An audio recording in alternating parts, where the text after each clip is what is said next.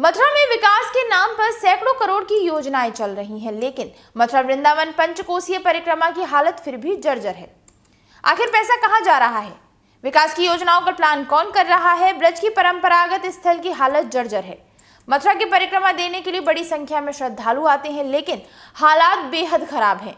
परिक्रमा के समय प्रशासन द्वारा साफ सफाई, टूट फूट की मरम्मत कराकर सिर्फ खाना पूर्ति कर दी जाती है, लेकिन जिस तरीके से परिक्रमा मार्ग विकसित होना चाहिए, उसका सौंदर्यीकरण होना चाहिए, ऐसी कोई भी प्लानिंग मथुरा वृंदावन नगर निगम प्रशासन के पास नहीं है।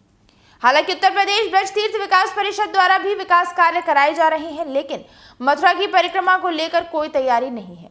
मथुरा की पंचकोसीय परिक्रमा जर्जर है, जबकि सबसे पहले ब्रज की परंपरागत चीजों का सौंदर्यीकरण और विकास होना चाहिए, लेकिन अधिकारी अपनी वाहवाही लूटने के लिए नई योजनाएं तो लाकर खड़ी कर देते हैं, लेकिन परंपरागत चीजों पर कोई ध्यान नहीं है। मथुरा में विकास के नाम पर सैकड़ों करोड़ की योजनाएं आती हैं, लेकिन अगर हम बात करें तो मथुरा की पंचकोसीय परिक्रमा की हालत बेहद खस्ता है। सवाल इस बात का है कि पंचकोसीय परिक्रमा यानी कि तीनों वनों को मिला के लगती है, मथुरा की परिक्रमा अलग लगती है, लेकिन वास्तविकता में ये परिक्रमा जर्जर हालत में है। इस वक्त हम मौजूद हैं उसी परिक्रमा मार्ग पर जो अक्षय नवमी और देव उठनी यानी कि जब देवउठान पर जब परिक्रमा लगाते हैं श्रद्धालु, तो इसी रास्ते से गुजरते हैं। ये रास्ता जब आप नए बस स्टैंड के समीप होके जब निकलते हैं, यानी कि ये तस्वीर में वो आपको दिखा रहा हूँ, ये रेलवे लाइन अंडरपास बनाया हुआ है। यहाँ से इसे नाले का रूप है, परिक्रमा मार्ग इस पर लिखा हुआ है, लेकिन सवाल इस बात का है कि जर्जर हालत है। अब थोड़ा बहुत परिक्रमा जब आने वाली है, अब 2 दिन बाद परिक्रमा जब शुरू होगी, तो ये काम खाना पूर्ति के तौर पर दिखाया जा रहा है कि यहाँ इसकी साफ़ सफाई और इसका निर्माण कराया जा रहा है, लेकिन असल हकीकत ये भी ज़रा देखिए। मैं आपको अपने पीछे इधर दिखाता हूँ, यहाँ पर भी ये देखो हालत क्या है। जब त्यौहार आते हैं तो स्थानीय प्रशासन जागता है कि यहाँ भी काम कराना चाहिए, क्योंकि श्रद्धालुओं की आस्था का विषय है। अक्षय नवमी पर और देवउठान पर जब ये परिक्रमा लगती हैं, तो यहाँ के बड़ी संख्या में श्रद्धालुओं का आवागमन होता है। यानी कि पंचकोसीय परिक्रमा की अगर हम बात करें तो उसकी स्थिति ठीक नहीं है।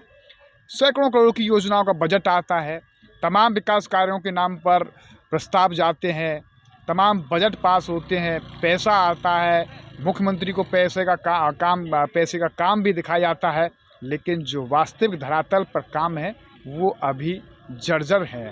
धार्मिक नगरी है, तो ऐसे जहाँ धार्मिक अनुष्ठान होते हैं, जहाँ धार्मिक हमारी परंपरा है, वहाँ पर सबसे पहले काम होने चाहिए। नए कामों की बजाय पुराने कामों को ही बेहतर रूप में दिखाना चाहिए, तभी वास्तविक विकास सामने आएगा। हम यहाँ पर बिल्डिंगें सरकारी बड़ी बड़ी इमारतें बनवा दें सरकारी पैसे से, और जो हमारी ट्रेडिशनल और परंपरा की जो चीज़ें हैं वो जर्जर हालत में पड़ी रहें, तो ऐसा विकास भी किसी काम का नहीं है। वही चीज़ मैं आपको दिखा रहा हूँ। अब अक्षय नवमी पर जब मथुरा की और वृंदावन की ये परिक्रमा जब लगती हैं, तो ऐसे तमाम जगह आपको जर्जर हालत देखने को मिलेगी। अब देखो, जैसे गंदगी, आसपास गंदगी का आलम है। यहाँ से सैकड़ों की तादाद में श्रद्धालु भगवान का नाम लेते हुए गुजरते हैं, और जब साथ में गुजरेंगे तो ये गंदगी और बदबूदार रास्ते से गुजरेंगे, तो अपने आप में ये भी हमारी एक आस्था पर ठेस पहुँचती है। तो सवाल इस बात का है कि सरकार की योजनाएं तो आती हैं, बड़े बड़े दावे किए जाते हैं, लेकिन श्रद्धालुओं के लिए अभी वो सुविधाएं नहीं है जो होनी चाहिए। तमाम यहाँ होके महिलाएं निकलती हैं, परिक्रमा देने के लिए निकलती हैं। यहाँ होके आम परिक्रमा मार्ग है मथुरा का, यहाँ होके परिक्रमा देने वाले श्रद्धालु नहीं हैं।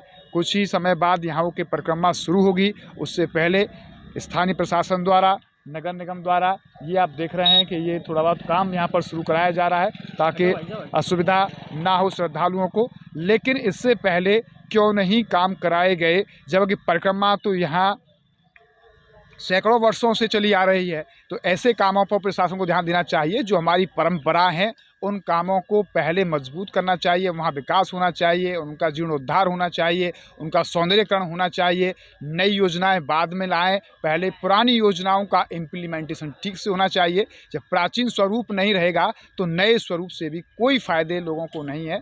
परिक्रमा मार्ग ही ख़त्म हो जाएंगे तो फिर ऐसे विकास से क्या फ़ायदा है। तो हमें उम्मीद है कि प्रशासन पंचकोसीय इस परिक्रमा के निर्माण पर ज़रूर ध्यान देगा, और ध्यान देना भी चाहिए, ताकि आने वाले समय में श्रद्धालुओं को परिक्रमा के दौरान किसी भी प्रकार की असुविधा न हो। जिसका पर्सन दीपक गुप्ता के साथ गोविंद भारद्वाज।